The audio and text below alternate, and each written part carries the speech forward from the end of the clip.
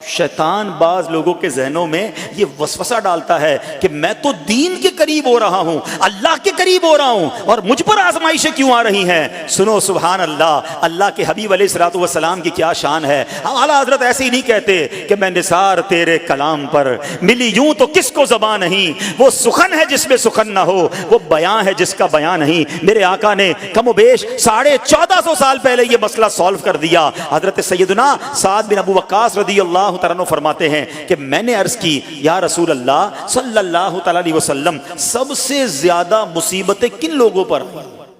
گلی مکا دی نا، پنجابی بچ کہتے ہیں نا، گالی بات ہی ختم کر دی۔ حضور یہ بتائیں سب سے زیادہ مصیبتیں کن لوگوں پر آئیں؟ پیارے آقا نے فرمایا انبیاء پر۔ اللہ اکبر، اللہ کے سب سے قریب تو انبیاء ہیں نا، انبیاء پر، پھر ان لوگوں کے بعد جو لوگ بہتر ہیں، پھر ان کے بعد جو بہتر ہیں۔ سنو اب اگلا جملہ، بندے کو اپنی دینداری کے اعتبار سے مصیبت میں مبتلا کیا جاتا ہے۔ اگر وہ دین میں سخت ہوتا ہے اس کی آزمائش بھی سخت ہوتی ہے، اگر وہ دین میں کمزور ہوتا ہے تو اللہ عز و جل اس کی دینداری کے مطابق اسے آزماتا ہے۔ بندہ مصیبت میں مبتلا ہوتا رہتا ہے یہاں تک کہ اس کے دنیا میں ہی اس کے سارے گناہ بخش دیے جاتے ہیں۔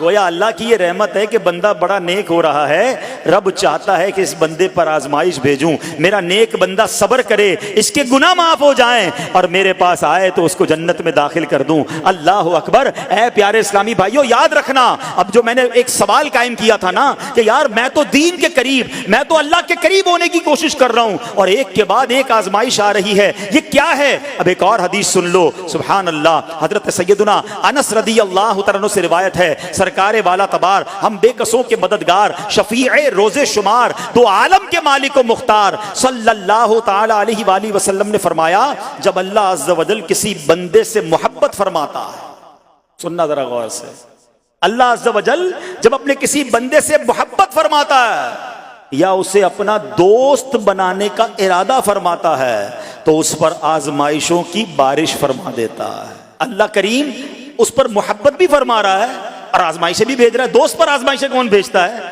دوست کو تو راحتیں ڈالی جاتی ہیں۔ ہائے ہائے، اب یہی تو امتحان ہے، یہی تو چیک ہے۔ سنو، نبی پاک فرماتے ہیں جب اللہ اس پر آزمائش بھیجتا ہے نا، وہ بندہ اپنے رب کو پکارتا ہے، اے میرے رب عز و جل، تو اللہ فرماتا ہے میرے بندے تو جو کچھ مجھ سے مانگے گا میں تجھے عطا فرماؤں گا، تو جلد ہی تجھے دے دوں گا اور اسے تیری آخرت کے لیے ذخیرہ کر دوں گا۔ سبحان اللہ۔ یعنی اللہ والوں کو آزمایا جاتا ہے، ان کے درجات بلند کیے جاتے ہیں، ان کے گناہ معاف کیے جاتے ہیں۔ تو اے میرے پیارے اسلامی بھائیوں، کبھی بھی یہ ذہن میں خیال مت لانا کہ یار میں دین میں قریب آ رہا ہوں، میری آزمائشیں بڑھ رہی ہیں۔ سمجھ لو امتحان شروع ہو گیا ہے، ٹیسٹ شروع ہو گیا ہے، اب اس ٹیسٹ میں مجھے کامیاب ہونا ہے اور اللہ کے مزید قریب جانا ہے۔ زندگی میں جو گناہ ہو گئے ہیں یہ میرے گناہوں کا انشاءاللہ کفارہ بن جائے گا، میرے درجات کی بلندی کا سبب بن جائے گا۔ اللہ سے عرض کرنا، اے مولا میں تیری رضا پر راضی، میں تیرے فیصلوں پر راضی، اب تک جو دیا تھا تو نے دیا تھا،